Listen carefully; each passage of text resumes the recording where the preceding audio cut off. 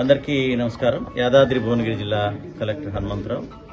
ముఖ్యమంత్రి గారు ఆదేశాల మేరకు నళిని గారిని ఇక్కడ కలవడం జరిగింది. వారి ఇంటికి వచ్చేసి వారి నాన్నగారు మరియు ఇతర కుటుంబ సభ్యులతో కలవడం జరిగింది. వారి ఆరోగ్య పరిస్థితిపై వాకప్ చేయడం జరిగింది. వారికి వరుసగా టైఫాయిడ్, తర్వాత వైరల్ ఫీవర్స్, డెంగ్యూ, చికెన్ గున్యా ఇవన్నీ వరుసగా రావడం వల్ల ఆరోగ్యం కొద్దిగా క్షీణించడం జరిగింది. అదేవిధంగా గత కొంతకాలం నుంచి వారు చెప్పినట్టుగా రొమటైడ్ ఆర్థరైటిస్ తోటి బాధపడుతున్నారు. కానీ యోగా మరియు ఆయుర్వేదం తోటి స్థిరంగా ఉన్నారు. మంచిగా ఆత్మవిశ్వాసంతో మాట్లాడగలుగుతున్నారు.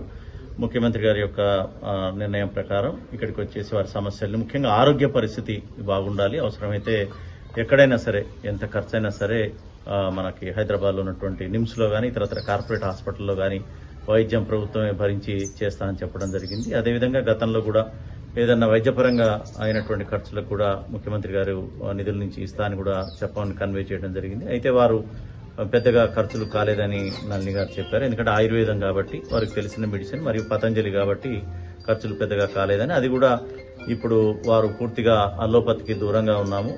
తర్వాత వారు ఏదైతే నమ్ముతున్నారో, ఏదైతే వారికి మంచిగా పనిచేస్తుందో ఆ ఆయుర్వేదాన్నే వాడుతా అని చెప్పడం జరిగింది. సో వారి యొక్క ఆయుర్వేదం సంబంధించినటువంటి ట్రీట్మెంట్ కి వారు వెళ్లాలనుకుంటున్నారు. తక్కువ ఖర్చు కాబట్టి పెద్దగా సాయం అవసరం లేదని వారు చెప్పడం జరిగింది. తర్వాత వారు ప్రముఖంగా పేర్కొన్నది వారి యొక్క సర్వీస్ నిబంధనలు, వారు ఏదైతే సస్పెన్షన్ అన్నారో దానికి సంబంధించినటువంటి సబ్సిస్టెన్స్ అలవెన్స్ అనేది, దాని గురించి వారు అడగడం జరిగింది. ఇది డెఫినెట్ గా ప్రభుత్వం దృష్టికి తీసుకుపోతా అని చెప్పి వారికి చెప్పడం జరిగింది. వారు చాలా విషయాలు కూడా షేర్ చేసుకున్నారు, ఉన్నటువంటి పరిస్థితులు, తర్వాత వారి యొక్క వ్యక్తిగత జీవితం ఇవన్నీ. వారి తండ్రి గారు కూడా యోగా మాస్టర్. వారి కూడా కుటుంబం అంతా కూడా యోగాని మరియు ఆయుర్వేదాన్ని నమ్ముకున్నటువంటి కుటుంబం భువనగిరిలో. కాబట్టి వారికి మొత్తం కూడా ఈ యొక్క వైద్యం, యోగా మీద, ఆయుర్వేదం మీద పట్టున్నటువంటి వ్యక్తులు. పతంజలి షాప్ కూడా ఉన్నటువంటి అనుభవం ఉంది కాబట్టి ఆ వైద్యంతో వారు ఇప్పటికే కోలుకున్నారు. వారే చెప్తున్నారు, మొన్న అసలు నడవలేని పరిస్థితిలో ఉండి ఈరోజు ఈ ఆయుర్వేదిక్ వల్ల మొత్తం కూడా నడవగలుగుతున్నారని చెప్పగలిగారు. త్వరలోనే వారు పూర్తి ఆరోగ్యంతో కోలుకోవాలని చెప్పేసి మీ అందరం కూడా కోరుకుంటున్నాం. ముఖ్యమంత్రి గారు కానీ ప్రభుత్వం కానీ వారికి ఏ విధమైనటువంటి సహాయం అందించాలని